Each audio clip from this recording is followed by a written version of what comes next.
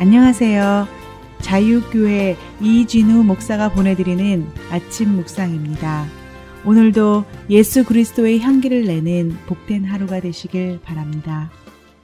1월 15일 금요일 아침 묵상입니다. 오늘은 성령으로 명하시고라는 제목으로 사도행전 1장 1절로 2절의 말씀 묵상합니다. 데오빌로여, 내가 먼저 쓴 글에는 무릇 예수께서 행하시며 가르치시기를 시작하신부터 그가 택하신 사도들에게 성령으로 명하시고 승천하신 날까지의 일을 기록하였노라. 한 주간도 고생 많으셨습니다. 주님의 평화가 말씀을 묵상하며 하루를 시작하는 모든 분들에게 함께 하시길 축복하며 금요일 아침 묵상 시작합니다.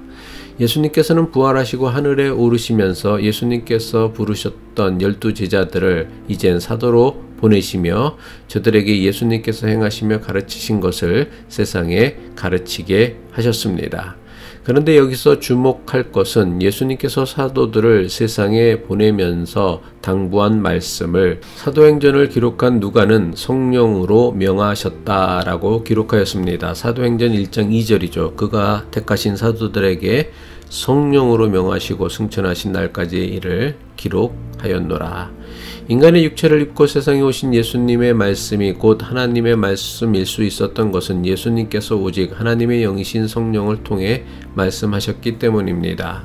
예수님께서 제자들을 사도로 세상에 보내며 저들에게 성령으로 명하셨다는 것은 저들이 세상을 향해 어떻게 행하며 가르쳐야 할 것인지를 분명하게 알려주는 말씀입니다. 예수님은 일찍이 제자들에게 성령에 대해 분명하게 가르쳐 주셨습니다. 예수님께서 제자들에게 가르쳐 주신 성령은 진리의 영이십니다. 요한복음 16장 13절이죠. 그러나 진리의 성령이 오시면 그가 너희를 모든 진리 가운데로 인도하시리니 그가 스스로 말하지 않고 오직 들은 것을 말하며 장래일을 너희에게 알리시리라. 성령이 우리에게 진리를 말씀하시는 이유는 성령이 스스로 말하지 않고 오직 하나님께 들은 말씀을 그대로 전하기 때문이라고 예수님은 가르쳐 주셨습니다. 이것은 하나님의 자녀로 부름을 받고 주님으로부터 세상을 위한 사도로 보내심을 받은 우리가 세상에 전해야 할 말씀이 무엇인지를 가르쳐 주는 것입니다. 우리가 세상을 고치고 살리고 변화시키기 위해 행하며 전해야 하는 말씀은 우리의 신념이나 확신 또는 우리가 속한 교단의 교리가 아닙니다. 하나님의 보내심을 받은 사도로서 우리가 세상에서 행하며 전해야 하는 말씀은 오직 성령께서 우리에게 주시는 감동과 말씀을 전해야 합니다. 성령이 주시는 감동과 말씀은 종교적 열광과 흥분 가운데서 순간적으로 느끼는 감정에서 비롯된 것이 아닙니다. 성령과 깊은 교제를 통해 비로소 깨달아지는 하나님의 말씀이며 예수님의 가르침입니다. 예수님의 제자들이 어떻게 세상을 고치고 살리고 변화시키는 삶을 살며 진리의 말씀을 전할 수 있었습니까? 만약 예수님의 제자들이 저들의 힘으로, 저들의 능력으로, 저들의 지식으로, 저들의 인격으로 행하며 전했다면 사람은커녕 개미새끼 한 마리도 바꾸고 변화시키지 못했을 것입니다. 하지만 예수님의 보내심을 받은 사도들은 성령의 인도하심을 따라 성령의 능력으로 주님의 말씀에 순종하고 주님의 가르침을 세상에 전했습니다. 그러자 보잘것없고 변변찮았고 심지어 세상 사람들에게서조차 무시당했던 사도들이 세상을 바꾸고 사람을 바꾸는 역사가 나타났습니다. 예수님께서 하늘에 오르신 이후 지금까지 우리에게 하나님의 말씀을 가르치시는 분도 성령님이요 하나님의 말씀을 생각나게 하는 분도 성령님입니다.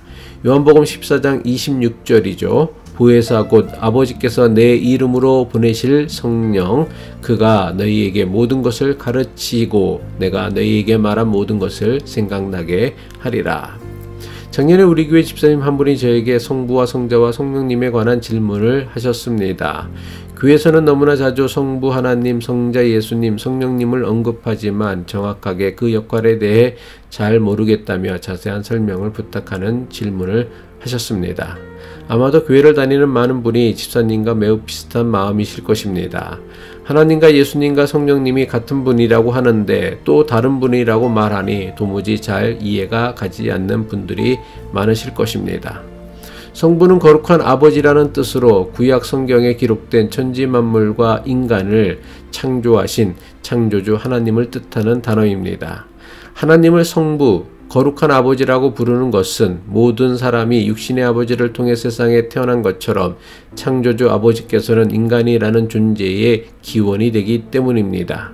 우리 존재의 기원이 되시는 창조주 하나님은 육신의 아버지와는 구별되기에 거룩한 아버지, 성부라고 합니다. 성부이신 창조주 하나님은 인간의 역사와 문화를 뛰어넘는 전능하시며 무소부재하신 초월적인 하나님이십니다. 하지만 전능하시고 무소부재하신 창조주 하나님은 너무나 초월적인 분이라서 죄와 타락으로 인해 하나님과 멀어진 사람은 하나님을 가까이 할 수도 제대로 알지도 못하게 되었습니다. 그래서 성부 하나님께서는 죄와 타락으로 하나님을 잃어버린 사람들에게 하나님을 알게 하시고 타락한 사람을 구원하시기 위해 하나님께서 몸소 사람의 몸으로 세상에 오시게 되었습니다. 사람을 구원하시기 위해 사람의 몸으로 세상에 오신 하나님을 성자라고 하고 예수 그리스도라고도 합니다. 하나님이신 신이 사람의 모습으로 세상에 오셨다는 성육신은 기독교 신앙의 가장 근간이 되는 믿음입니다. 하지만 성자 예수 그리스도는 비록 하나님이시지만 인간의 몸으로 세상에 오셨기에 인간이 가진 모든 한계를 가지고 계셨습니다. 그래서 굶으면 배고파 식사를 하셔야 했고 밤이 되면 졸려서 주무셔야 했고 힘든 일을 하시면 육체가 피곤하여 쉬셔야 했고 슬픈 일을 보면 눈물 흘리시고 불의한 일을 보시면 분노하시고 때론 마귀에게 시험받기도 하셨습니다. 우리가 인생을 살면서 경험하게 되는 모든 것을 그대로 겪으신 분이 성자이신 예수 그리스도이십니다. 인간의 연약함을 우리와 똑같이 겪으신 하나님이십니다. 하나님이신 예수 그리스도께서 연약한 사람의 몸으로 세상에 오셔서 우리와 똑같은 일을 겪으신 것은 연약한 육신을 가진 인간을 공감하시고 구원하시기 위한 하나님의 유일한 방법이십니다. 사람은 모든 것을 초월하시는 전능하신 하나님을 닮을 수는 없습니다. 하지만 우리와 똑같은 육신을 가졌던 예수님께서 가신 길을 따를 수 있고 예수님께서 가지셨던 마음을 닮을 수 있습니다. 그래서 성경은 우리에게 하나님을 닮고 배우라고 가르치지 않고 인간의 몸으로 오신 예수님의 마음을 품고 배우고 닮으라고 가르칩니다. 하지만 예수님께서는 인간으로 오신 성자 하나님이시기에 인간과 똑같은 한계를 지녔습니다.